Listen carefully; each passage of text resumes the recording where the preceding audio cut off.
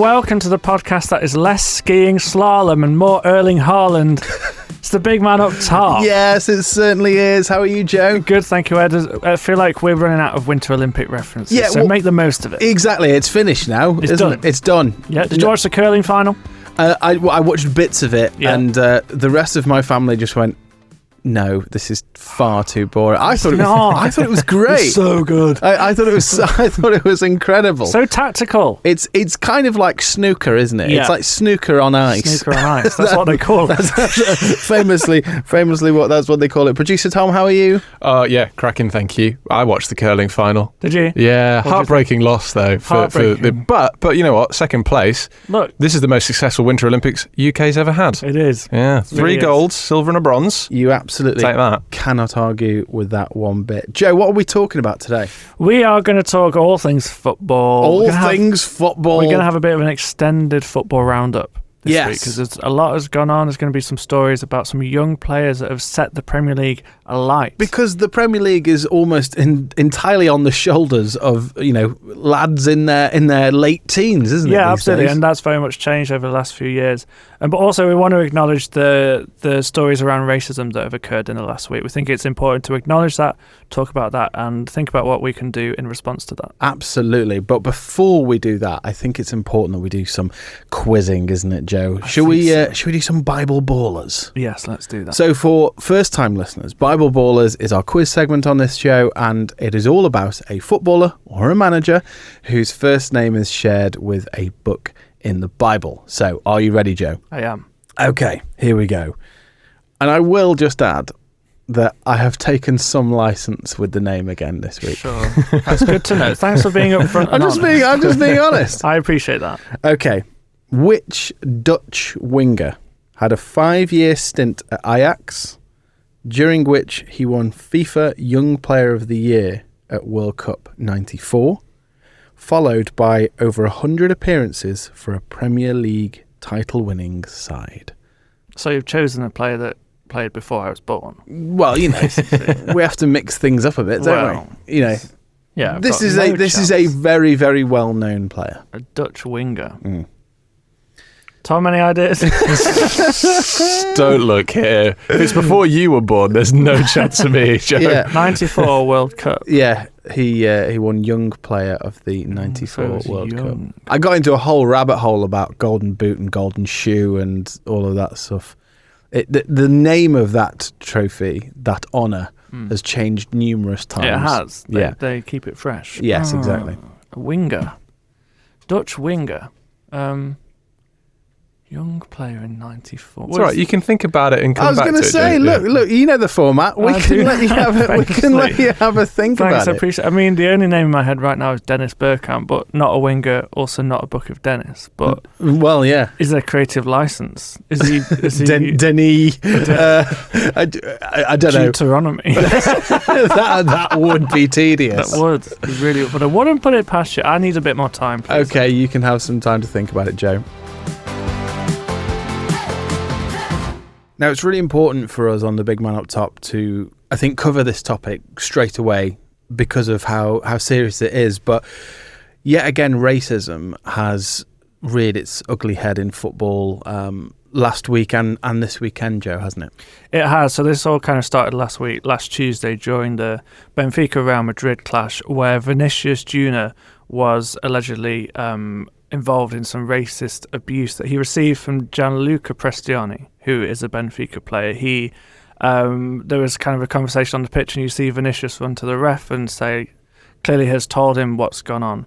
And that's highlighted around the football world that this has happened, and look, racism hasn't gone away. It's still very much a thing. So I think it's important just on the Vinicius Junior incident just to be clear from the outset that the Benfica player, Prestiani, has completely denied the allegations. So he has said that he's not said anything. Obviously, Vinicius Junior has alleged what Prestiani has said to him. So that it's sort of this kind of awkward moment where people are trying to figure out exactly what's gone on here. But it wouldn't be the first time that Vinicius Junior has found himself on the receiving end of racist abuse. And then, sadly, when this was the main talking point, we've then gone into this Premier League weekend, and there's been 4 sort of confirmed incidents of social media racist abuse happening after this weekend's games, haven't they? Yeah, so Chelsea centre-back Wesley Fofana, Wolves striker Tolu Arakadare, Sunderland winger Romain Mundle, and Burnley midfielder Hannibal Medbury have all experienced racist abuse on social media this weekend through private messages, through tweets, and yeah, it's just been described as an appalling weekend for racism, and that's right. Yeah, it absolutely. I think it's really difficult for us to really know what to say in this instance, Joe, because the Bible tells us as Christians exactly how we should live, and there's verses, for example, in Proverbs that tell us to speak up for those who cannot speak for themselves.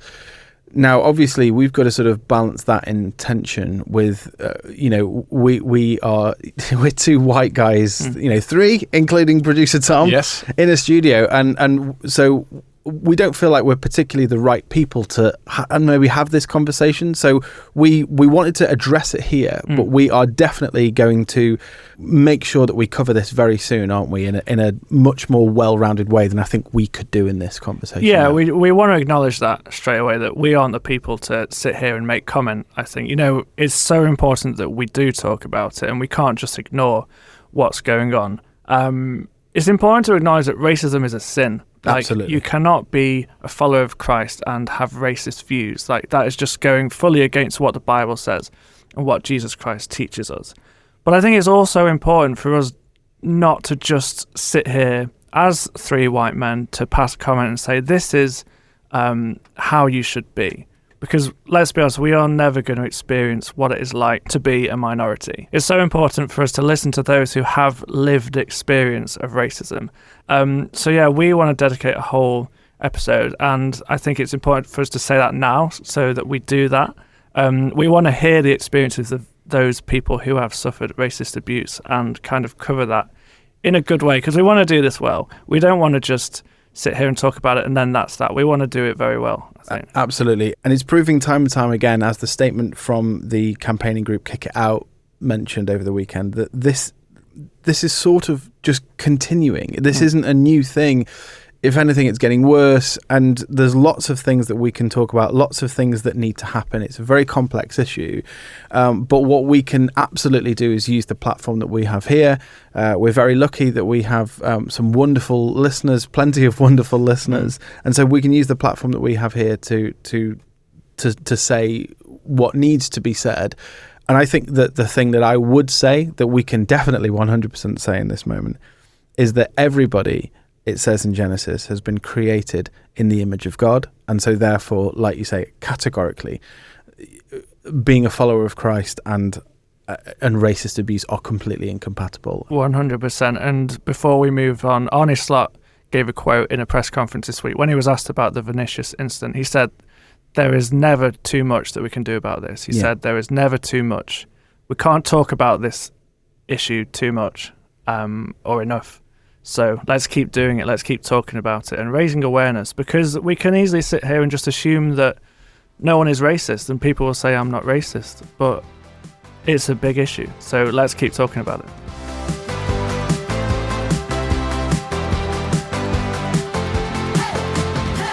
Well, Ed, yes. It's been a huge week in the title race. It has. And it's this thing where I feel like the longer this goes on, the more we actually go, oh no, this is a great year. This is a great Premier League year. I nearly texted you on Thursday actually and said I was wrong. Yeah.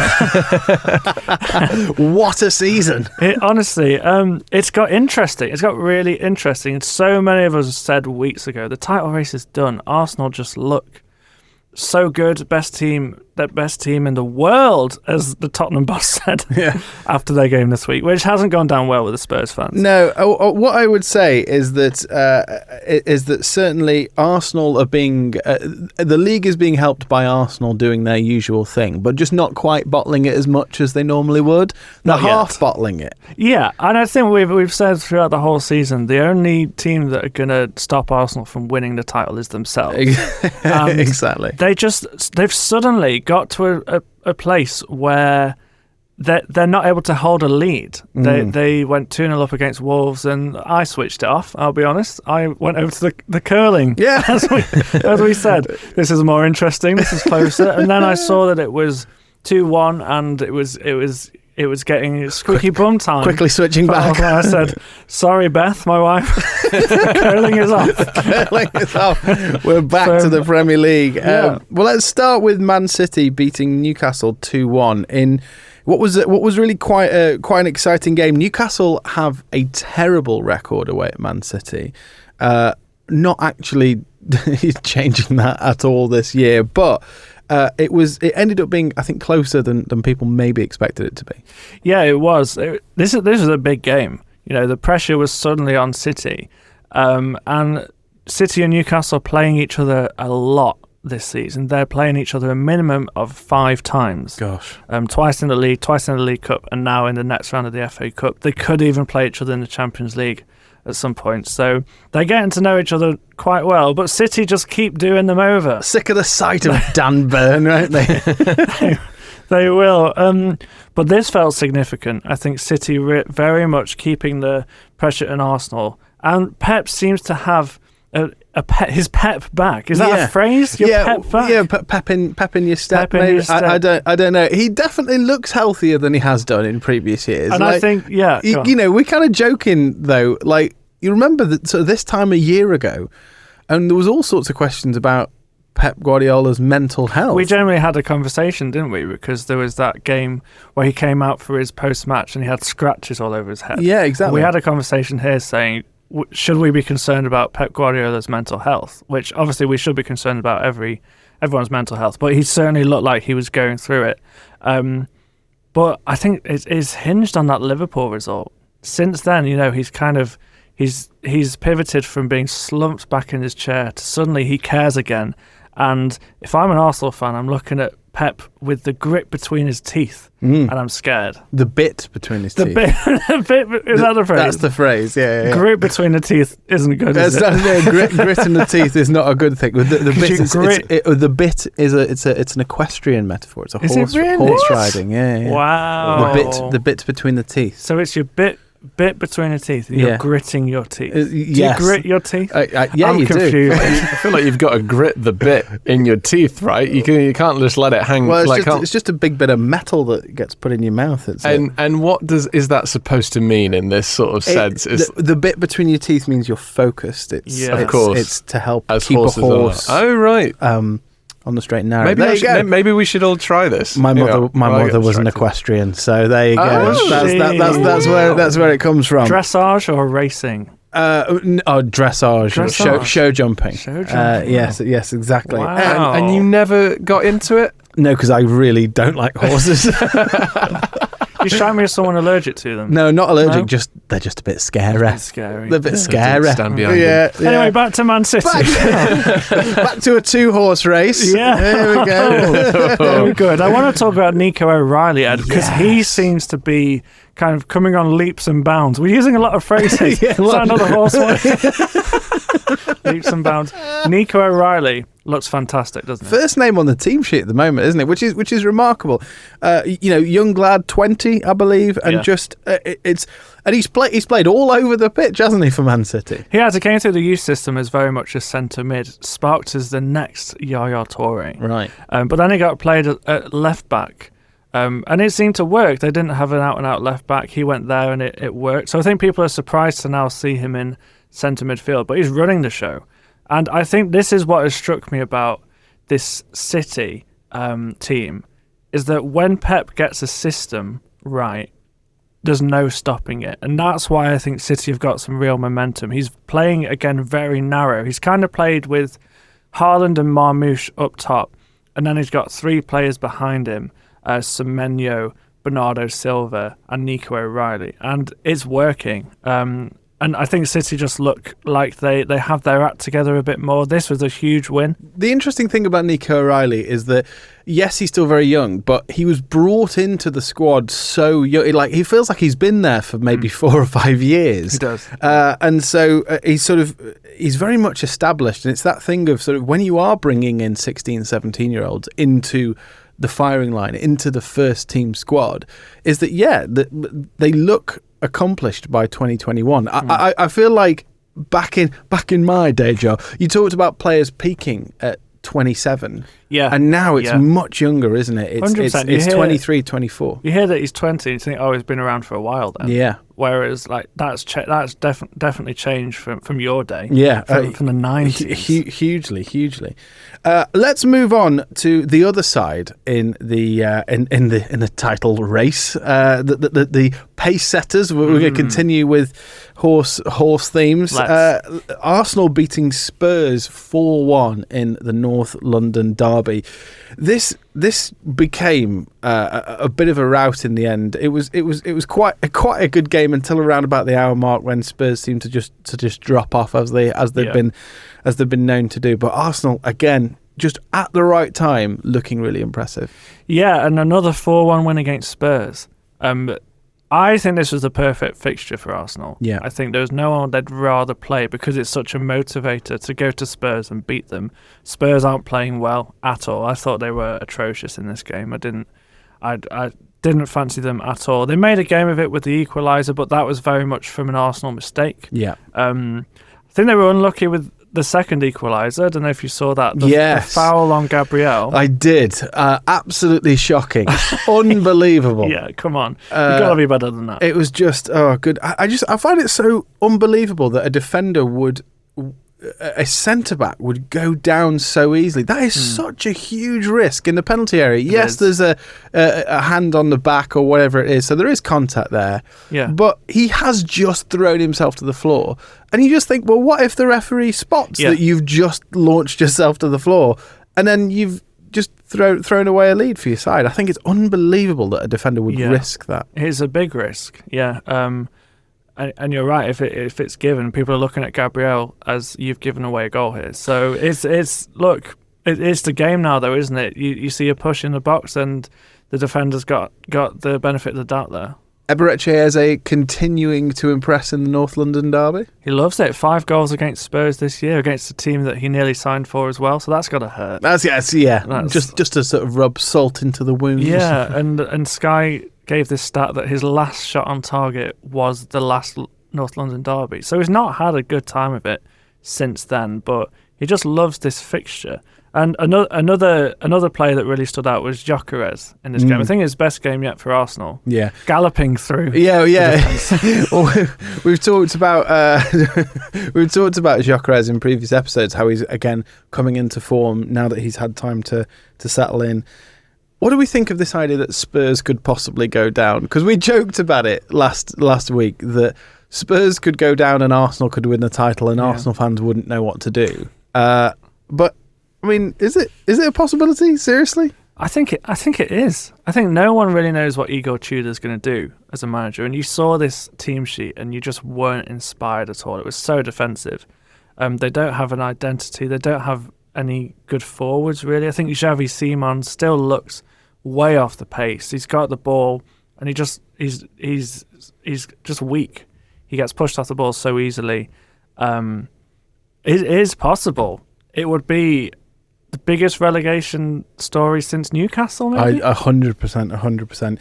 It would be a remarkable shock. Now, I think we should move to the current Premier League champions. It's important to keep saying that while you can. while we can. The champions of England. Liverpool scraping a 1-0 away win at Nottingham Forest. And I have to say, by a toenail is literally the definition here. Tell us about that last goal that sealed the victory for Liverpool in this one. Yeah. What is there to say? So lucky.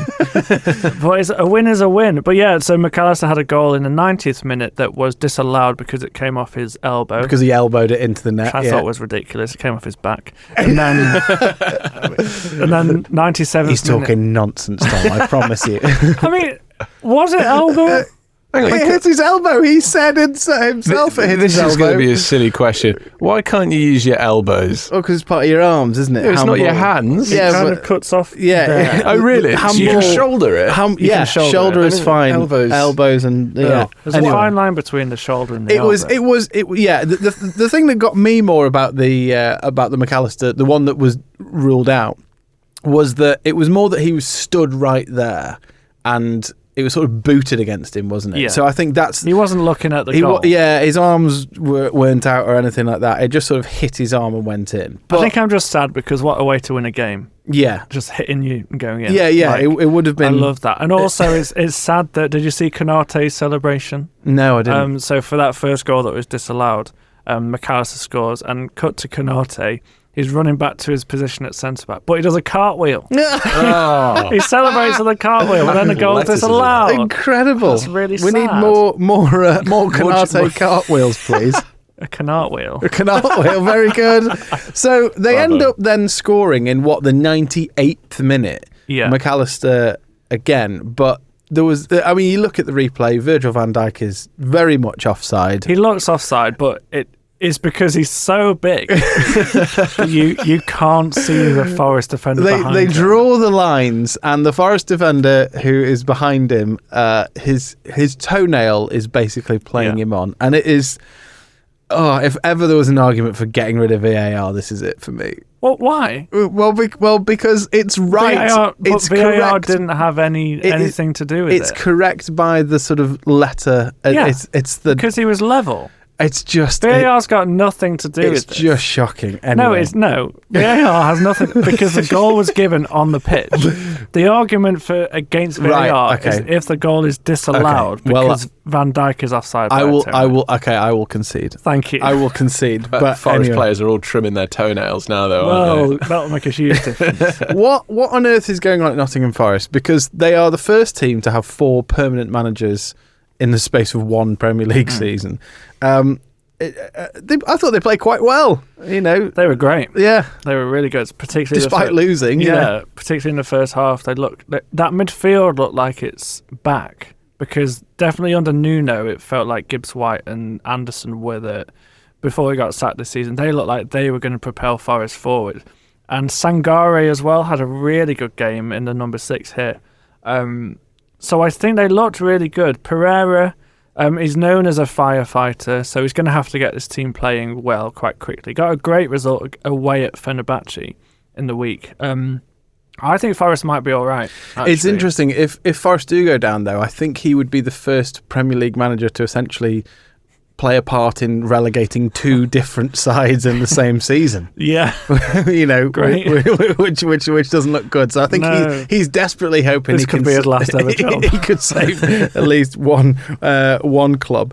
So going back to Man City for a moment, we touched on Nico O'Reilly and the amount of pressure on his young shoulders.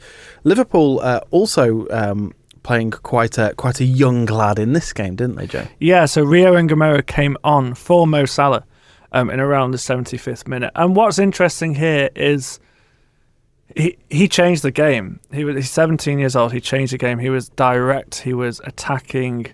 That is what you want from a 17-year-old, right? No pressure, not starting the game, coming off the bench, go out there and make something happen. What tends to happen in football is the more he does that, the more clamour there is for him to start. And you're seeing that amidst Liverpool fans. Liverpool fans have been quite frustrated this year at Cody Gakpo because he's a good player, but he's quite predictable. He'll cut in on his right foot, and defenders are working out how to play against him. So there's a big shout for Rio and Ngomero to start more games, and that's kind of when the pressure continues on him. I don't want to see Rio and Ngomero starting games because I want to see him thrown on at the end where you're after something, like he did in the Newcastle game earlier on in the season. He did in this game. Let's keep the pressure off him. Yeah, I think. Well, interestingly, we actually have a voice note from Stat Matt on this topic, talking about young players. Stat Matt, you say? Yes. It's interesting you bring Stat Matt up because 2 weeks ago, I set you boys a challenge. Well, I say I set you a challenge, but actually a listener who shall not be named, an anonymous listener, who sent in a very well-worded, well-written, and well-delivered letter. Happily called Producer Dom, I believe. Yeah, good old Producer Dom. Yeah.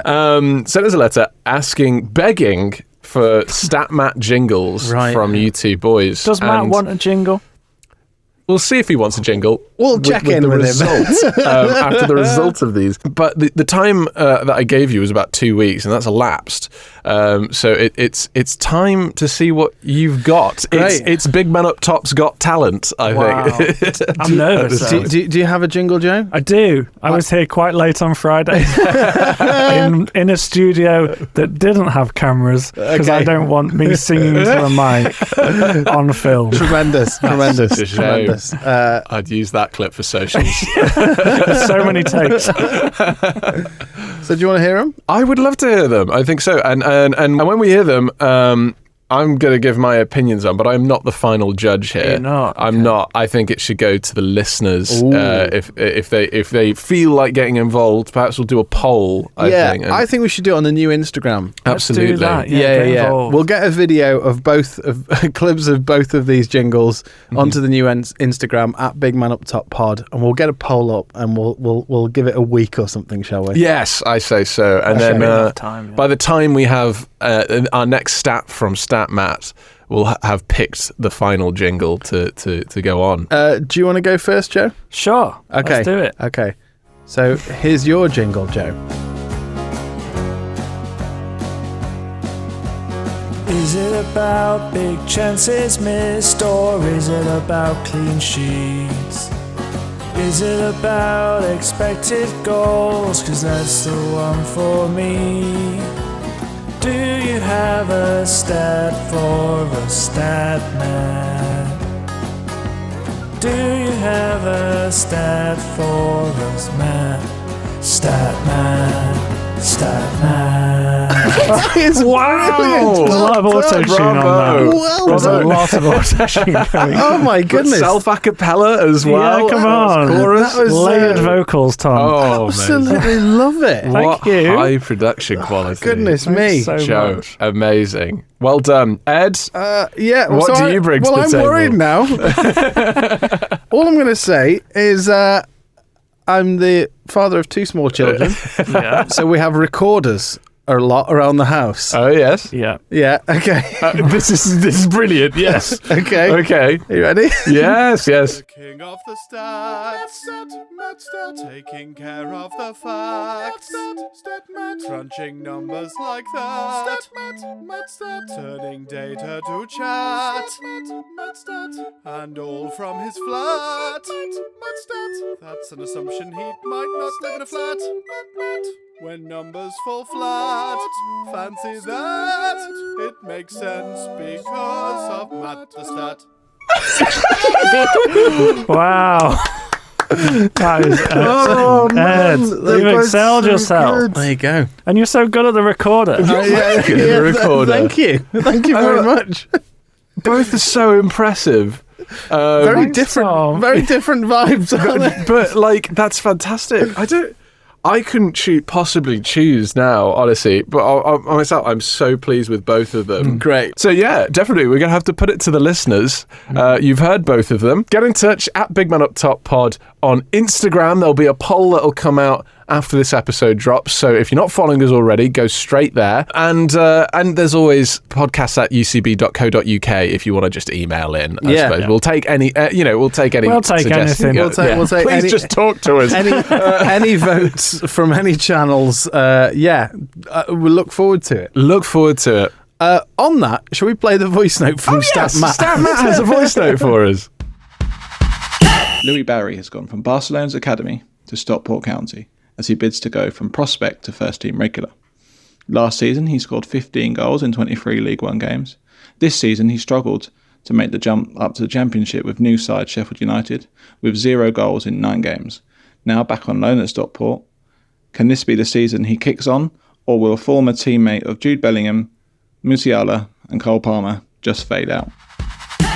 Ooh. interesting, isn't it? Yeah, because and it comes back to that stuff we were talking about before. So many players have shown so much promise at young ages, and it just brings that thing up of how many times have we seen players. The one that jumps out to me is Dele Alli, who showed so much promise at a young age, the world at his metaphorical and physical feet.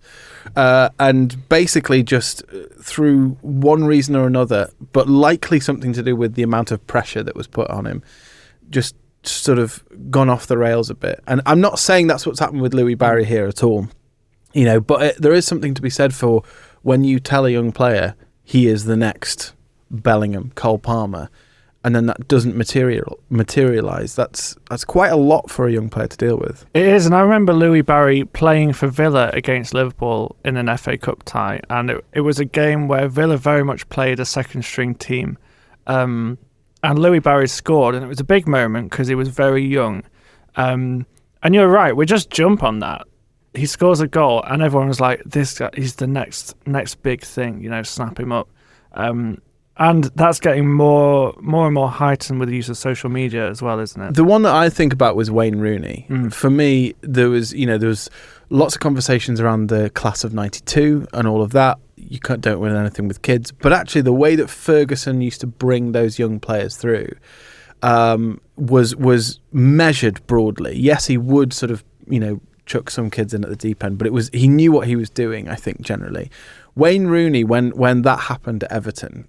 I've never seen anything like it in my life, where he just scores this goal and all of a sudden, this is it.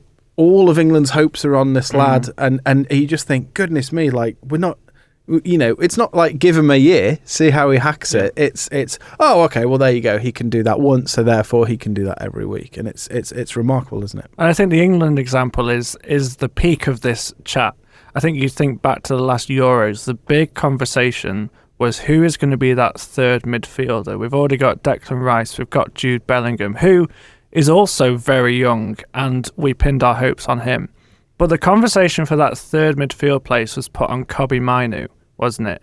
Who had half a season at United, at a club who weren't doing well at all, and was kind of the one shining light of that team. Suddenly, a couple of good games, and we are pinning our hopes again for the Euros on this young player, and we're just not good at letting things happen, are we, as football fans? We're not good at just being like, you know what, they had a good game, let's give them time. Yeah, absolutely.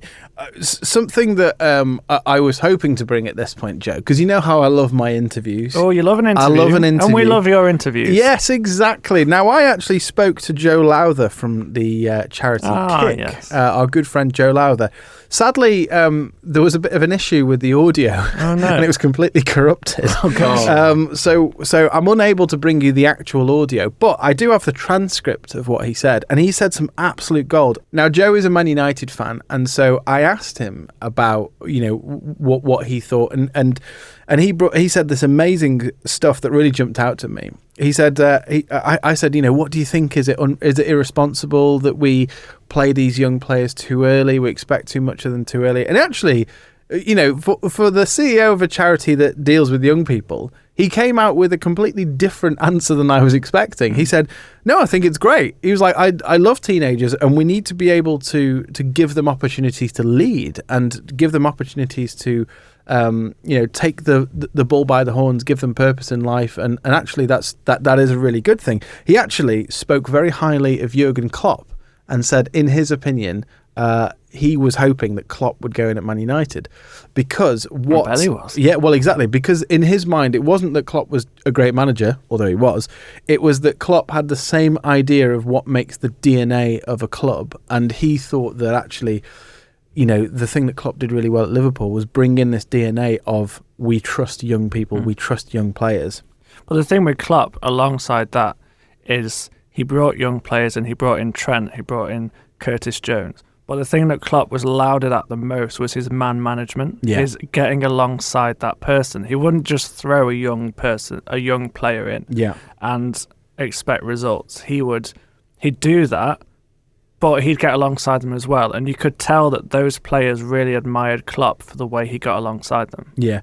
And I think that another thing that sort of that Joe touched on was the importance of character and DNA behind not just exactly like you say, not just throwing kids in to the mix and expecting them to be amazing, but actually building it into the fabric of the team that young people are trusted. And that's, again, we come back to the Bible again. It's something that is spoken about in the Bible, is that just because you are young doesn't mean you should not lead. It doesn't mean you should not be given positions of responsibility.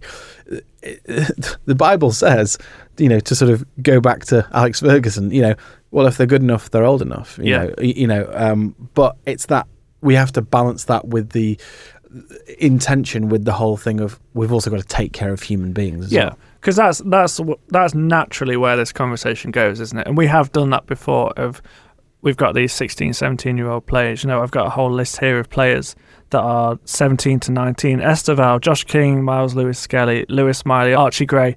And the natural way we go there is look after these people as human beings. But that's a really interesting pivot of let's be excited at the same time. So I guess it's how do we balance that of in our day-to-day lives, like moving away from football, maybe in our churches, how do we balance that thing of giving young people opportunities and being excited about that, but also at the same time getting alongside them and pastoring them? Speaking of young players, another young player that we're seeing an awful lot of at the moment is Mateus Mane at Wolves. And he very much seems to be their only real bright spark of their season.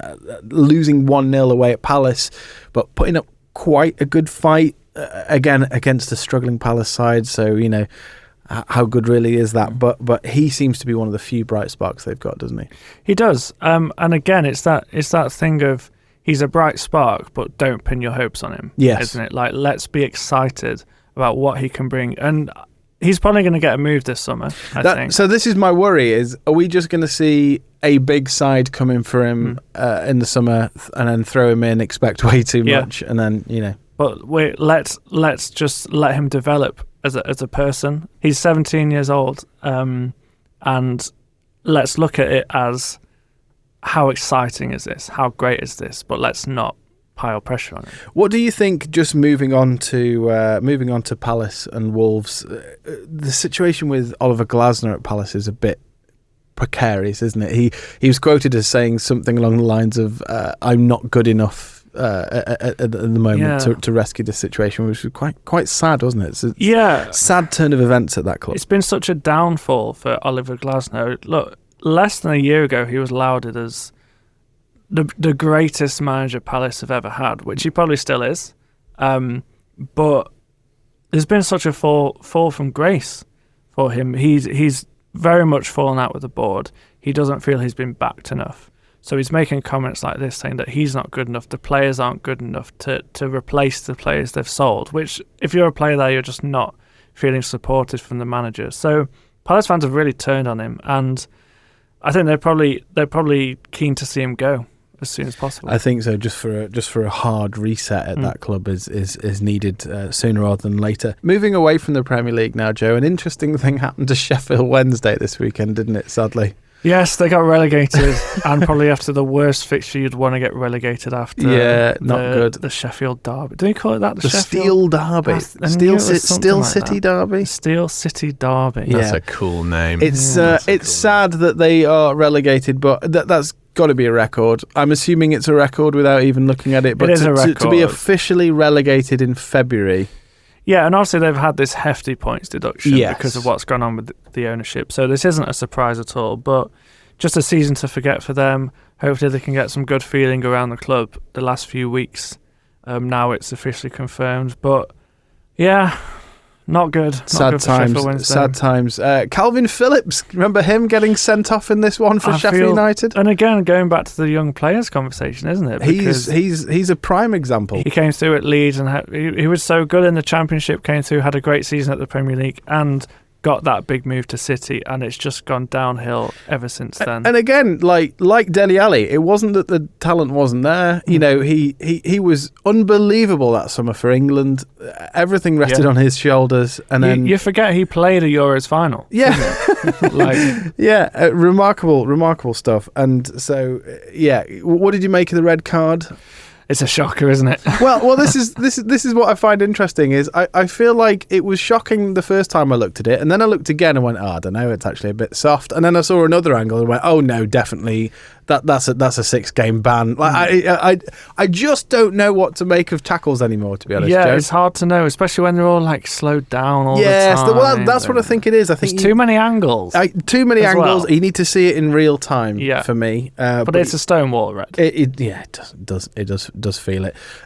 Exciting things going on. Speaking about red cards, north of the border, as they are, involving superfan Morgan of Livingston FC. We've had him on the podcast before. His beloved Livingston FC getting a point against Rangers despite being down to 10 men. Yeah, alongside Celtic also losing 2-1 to Hibernian. So just such an unpredictable title race. Hearts delighted that their city rivals Hibs could get something for them. Yeah. It's just an absolute mess, isn't it, in the Scottish Premier League? And we're all here for it. Yeah, it's so exciting, it's been a while since we've been excited about the top of the Scottish Premiership. So this is good. Hearts won against Falkirk 1-0. So they're 5 points clear now of Rangers. The Rangers have a game in hand. Celtic have 2. So it's tighter than it looks, but it's exciting, and we're all here for it. We're all here for it.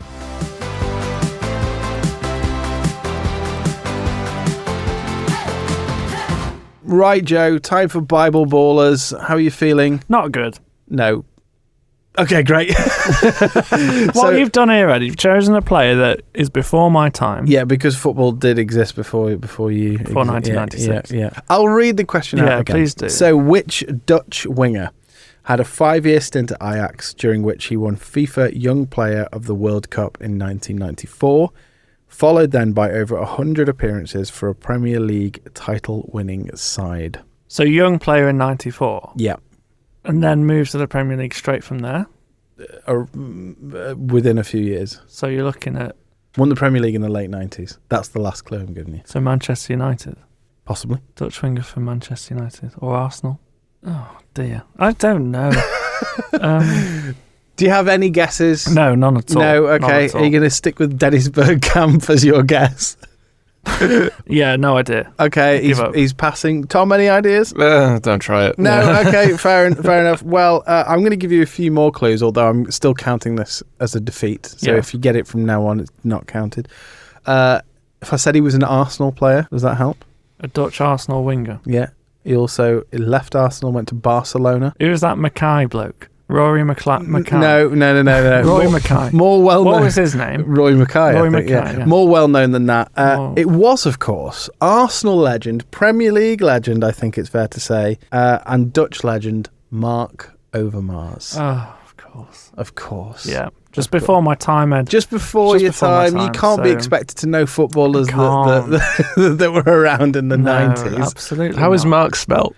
Is it spelled? It's spelt with a C. Yeah, okay. But I think that's fair. That's fair. Yeah, that's all right. That's fair. You know, it's not a Marco again, No, is it? it's not. No. Marco Arnautovic gate. Look, I'm just not on top of my game at the moment. Fine. We all have our slumps. Let's hope it's just a blip. Yes, let's hope this is not a season-defining crash. But thank you very much for listening to the Big Man Up Top. You're welcome. That's all we've got. That's all we've got time for today, Joe.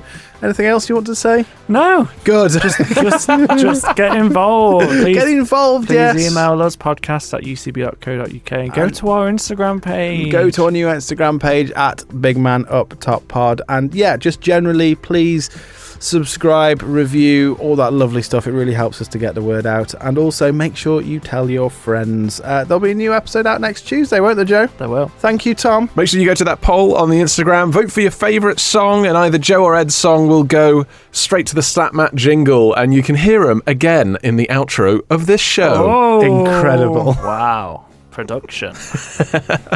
Bye, Joe. Bye. Is it about big chances missed, or is it about clean sheets? Is it about expected goals, 'cause that's the one for me?